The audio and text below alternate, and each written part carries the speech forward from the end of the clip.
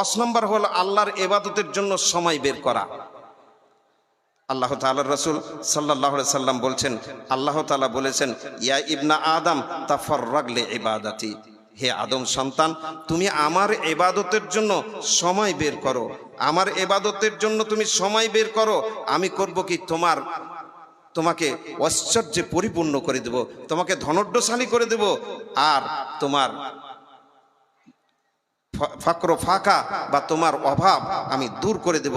আর যদি এটা না করো, তোমার 2 হাতকে আমি ব্যস্ততায় ভরে দেব, আর তোমার অভাব আমি দূর করব না।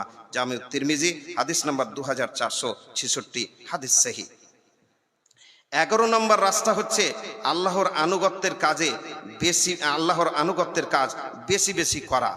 যেমন আল্লাহর রাসূল সাল্লাল্লাহু আলাইহি সাল্লাম বলেছেন, সহিহ মুসলিম 2808 নম্বর হাদিস, কোনো কাফির যখন ভালো কাজ করে, সৎ কাজ করে, তো আল্লাহ তাআলা তাকে দুনিয়াতেই রিজক হিসেবে সেই সৎ কাজের পরিণাম দিয়ে দেন। সৎ কাজের বদলে আল্লাহ দুনিয়াতেই দিয়ে দেন। আর কোন মুমিন যখন করে, সৎ কাজ করে, তো আল্লাহ তাআলা পরকালের জন্য তার এই সৎ কাজকে জমা করে রাখেন, একত্রিত করে রাখেন, আর দুনিয়াতেও তাকে রুজি হিসেবে দেন। তার মানে মুমিনের জন্য দুটো আছে, দুনিয়াতেও সৎ কাজের পরিবর্তে বিনিময় হিসেবে রিজক পায়, আর পরকালেও সে আল্লাহর জান্নাত এবং অন্যান্য লোভনীয় পুরস্কারগুলো লাভ করবে ইনশাআল্লাহ। 12 নম্বর রাস্তা হচ্ছে সামর্থ্য থাকলে বারবার হজ ও উমরা করতে হবে। যদি বারবার হজ উমরা করেন, তো আল্লাহ তাআলা আপনাকে হালাল রিজক দান করবেন। যেমন নবী আকরাম সাল্লাল্লাহু আলাইহি সাল্লাম বলেছেন, ইবনে মাজাহ হাদিস নাম্বার 2887, হাদিস সহিহ, তাবিউ বাইনাল হজ্জ ওয়াল উমরা, তোমরা বেশি বেশি করে হজ উমরা করো, একের পর এক হজ উমরা করতে থাকো। কারণ এই হজ উমরা করা মানুষের গুনাহ এবং অভাবকে এমনভাবে দূর করে দেয়, যেমনভাবে কর্মকারের হাপরের আগুন লোহার ময়লাকে দূর করে দেয়। লোহার ময়লাকে হাপরের আগুন কিভাবে দূর করে, যেভাবে দূর করে দেয়, সেই রকম ভাবে মানুষের অভাব এবং গুনাহকে এই মানে বারবার হজ করা এবং উমরা করা এটা দূর করে দেয়। তো 12 নম্বর ছিল। আর 13 নম্বর হচ্ছে বিবাহ করা। 13 নম্বরে বিবাহ করা, যদি কেউ বিবাহ করে, তো এই রাস্তা দিয়ে আল্লাহর হালাল রিজক নেমে আসে। যেমন সূরা নূর সূরা নম্বর 40 আয়াত নম্বর 24 আয়াত নম্বর 32, ওয়া আনকিহুল আয়ামা মিনকুম ওয়াস সালিহিনা মিন ইবাদিকুম ওয়া ইমাইকুম, তোমরা তোমাদের মধ্যে যারা বিবাহহীন এবং তোমাদের সৎ কর্মশীল দাস দাসী, এদের বিবাহ করিয়ে দাও, এদের বিবাহ দিয়ে দাও। তোমাদের মধ্যে যাদের বিবাহ হয়নি এবং তোমাদের সৎ কর্মশীল দাস দাসী, এদের বিবাহ দিয়ে দাও। ইয়া কোন ফোকারা, যদি এরা অভাবগ্রস্ত হয়, অভাবী হয়, ইউগনিহিমুল্লাহু মিন ফাজলি, তো আল্লাহ তাআলা নিজ অনুগ্রহে এদেরকে করবেন কি, রুজি দান করবেন, এদের অভাবকে দূর করবেন। আল্লাহু ওয়াসিউন, নিশ্চয় আল্লাহ তাআলা আর প্রাচুর্যের মালিক, প্রাচুর্যময়, আলিম আর প্রজ্ঞাময়। তো বেশি বেশি যদি যার বিয়ে হয়নি সে বিবাহ করে, তো আল্লাহ তাআলা তাকে হালাল রিজক দিবেন। তবে শর্ত হচ্ছে সে যেন নিজেকে পবিত্র রাখার উদ্দেশ্যে বিয়ে করে, তবে আল্লাহ তাআলা তাকে বেশি বেশি হালাল রিজক দিবেন। এমনি রিজক তো পেতে পারে, কিন্তু এই শর্তের সাথে হালাল রিজক পাবেন। অন্য একটি হাদিসে আছে, আল্লাহর রাসূল সাল্লাল্লাহু আলাইহি সাল্লাম বলেছেন, জামি তিরমিজি 1655 নম্বর হাদিস, হাদিস হাসান, রাসূলুল্লাহ সাল্লাল্লাহু আলাইহি ওয়াসাল্লাম বলছেন, সালাসাতুন হাক্কুন আলাল্লাহি আউনাহুম, 3 প্রকারের লোক এমন আছে যাদের সহযোগিতা করা আল্লাহ নিজের উপরে অপরিহার্য করে নেন, নিজের কর্তব্য মনে করেন।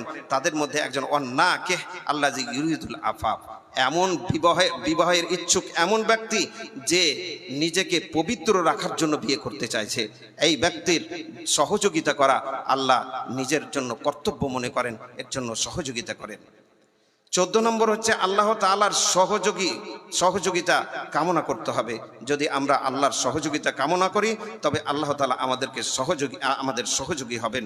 যেমন জামিউ তিরমিজিতে একটি হাদিস আছে, 3563 নম্বর হাদিস, হাদিস সহিহ। আল্লাহ নবী বলছেন, আলী রাদিয়াল্লাহু তাআলা আনহু বলছেন যে আল্লাহ নবী সাল্লাল্লাহু আলাইহি সাল্লাম আমাকে শিক্ষা দিয়েছিলেন, আল্লাহুম্মা কফিনি বিহালালিকা আন হারামিকা। হে আল্লাহ, তুমি তোমার হালাল দ্বারা তোমার হারাম থেকে আমাকে দূরে রাখো, আমাকে মুক্ত রাখো হারাম থেকে। ওয়া আগনিনি বিফজলিকা আম্মান সেওয়াকা। আর তোমার ফজল দ্বারা, অর্থাৎ তোমার রিজক দ্বারা তুমি করো, তোমার রিজক দ্বারা আমাকে তুমি অপরের মুখাপেক্ষী হওয়া থেকে মুক্ত রাখো, রক্ষা করো, বাঁচিয়ে রাখো। 15 নম্বর হচ্ছে রিজক সন্ধানের ব্যাপারে উত্তম পদ্ধতি গ্রহণ করতে হবে।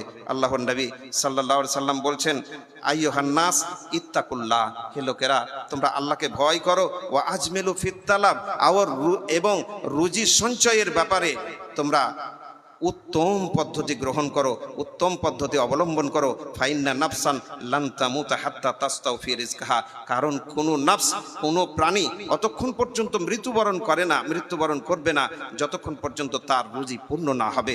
যদিও তার কাছে রুজি আসতে দেরি হয়, তবুও তার রুজি পূর্ণ হবে, তারপরেই সে মৃত্যুবরণ করবে। সুতরাং তোমরা আল্লাহকে ভয় করো আর হালাল পথ, উত্তম পথ অবলম্বন করো। খুজু মা হাল্লা, তোমরা হালাল পথ অবলম্বন করো। ও দাউ মা হারামা, আর হারামকে তোমরা ছেড়ে দাও, ত্যাগ করে দাও। 16 নম্বর এবং শেষ রাস্তা, সকাল সকাল রুজি সন্ধানে বের হতে হবে। আপনি যেটা রুজির কাজ করবেন, সকাল সকাল বের হবেন, আল্লাহ তাআলা রুজিতে বরকত দেবেন। যেমন জামে তিরমিজি, আবু দাউদ ইত্যাদিতে আছে। আবু দাউদের 2606 নম্বর হাদিস, সূত্র কমপক্ষে হাসান। আল্লাহ তাআলা, নবী সাল্লাল্লাহু আলাইহি সাল্লাম বলছেন, আল্লাহুম্মা বারিক লি উম্মতি ফি বুকুরিহা, হে আল্লাহ তুমি আমার উম্মতের সকাল বেলাতে বরকত দাও। তো আল্লাহ শুধু রিজকের ব্যাপারে বলেননি। আর রিজক যদি আমরা দেখি, তো রিজক শুধু খাদ্যকে বলে না। আমি এর আগেই বললাম যে রিজক সন্তান সন্ততিকেও বলা হয়। তার জন্য আপনাদের মধ্যে কারো যদি সন্তান না হয়, তবে করবেন কি, সকাল সকাল সহবাস করবেন, ইনশাআল্লাহ আল্লাহ বরকত দিবেন। তো সকাল সকাল যদি রিজকের জন্য কেউ বেরিয়ে যায়, আল্লাহ তাআলা, নবী সাল্লাল্লাহু আলাইহি সাল্লাম তার জন্য দোয়া করলেন, তাকে আল্লাহ তাআলা হালাল রিজক দিবেন। আল্লাহ নবী সাল্লাল্লাহু আলাইহি সাল্লাম যখন কোনো বাহিনী পাঠাতেন যুদ্ধে, তখন আল্লাহ নবী সকাল সকাল পাঠাতেন। অনুরূপভাবে এই হাদিসের বর্ণনাকারী সাখর একজন এমন ব্যক্তি ছিলেন যিনি ব্যবসা করতেন, আর তিনি সকাল সকাল ব্যবসা শুরু করতেন, আর তার মালে ধনে জনে আল্লাহ তাআলা বরকত দিয়েছিলেন। তো এই সব থেকে বোঝা যাচ্ছে যে এইগুলো হচ্ছে হালাল রিজক পাওয়ার রাস্তা। যদি আমরা এই রাস্তাগুলো অবলম্বন করি, এই রাস্তা দিয়ে যদি চলি, তো ইনশাআল্লাহ আল্লাহ তাআলা আমাদেরকে হালাল রিজক দিবেন। যাই হোক, আমি আপনাদের সামনে প্রায় 40 মিনিট ধরে বক্তব্য রাখলাম। যদিও আরো কিছু কথা ছিল, তবে এখানেই শেষ করছি। আমি শেষ কথা যেটা বলবো, আল্লাহর কাছে আমি দোয়া করব, আল্লাহ গো তুমি আমাদের সকলকেই হারাম থেকে বাঁচার এবং হালাল রুজি সঞ্চয় করে হালাল রুজি ভক্ষণ করার তৌফিক দান করিও, যাতে করে আমরা হালাল রুজি ভক্ষণ করে এখান থেকে জান্নাতুল ফেরদাউসের অধিকারী হয়ে যেতে পারি। আমিন। আকুলু কওলি হাযা আস্তাগফিরুল্লাহ লি ওয়া লাকুম ওয়া লিসাইরিল মুমিনিন ওয়া সাল্লাল্লাহু আলা নাবিয়িনা মুহাম্মদ ওয়া আলা আলিহি ওয়া সাহবিহি আজমাইন। আসসালামু আলাইকুম ওয়া রাহমাতুল্লাহ।